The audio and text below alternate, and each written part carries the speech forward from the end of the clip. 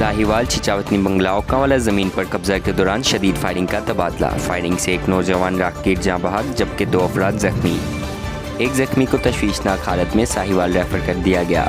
तफसीलात के मुताबिक मकतूल बाबर मुगल अपनी दुकान के बाहर लकड़ियां काटने में मसरूफ़ था। इसी दौरान एक फायर नौजवान को आकर लगा जिससे वो शदीद जख्मी हो गया, जिसे THQ अस्पताल लाया जा रहा था कि इसी दौरान जख्मों की ताब न लाते हुए वो चल बसा। पुलिस थाना बंगलाओं का वाला ने लाश कब्जे में लेकर THQ अस्पताल पहुँचा दी। पुलिस ने 3 मुलजिमान को गाड़ी और असले समेत गिरफ्तार कर लिया।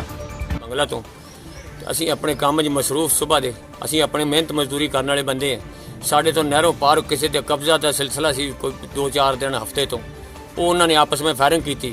ਉਹ ਕੁਝ ਇੱਧਰ ਨੂੰ ਕਰਦੇ ਕਿ ਨਿਹੱਤੇ ਲੋਕਾਂ ਹੋਰਨਾਂ ਨੂੰ ਵੀ ਫਾਇਰ ਲੱਗੇ। ਨਾਲ ਮੇਰੇ ਬੇਟਾ ਨੌਜਵਾਨ ਬੜਾ ਬੇਟਾ ਜੋ ਉਹਨੂੰ ਵੀ ਇੱਕ ਫਾਇਰ ਲੱਗਾ ਜਿਗਰ ਦੇ ਉੱਤੇ, ਉਹ ਵੀ ਅੱਲਾ ਨੂੰ ਪਿਆਰਾ ਹੋ ਗਿਆ।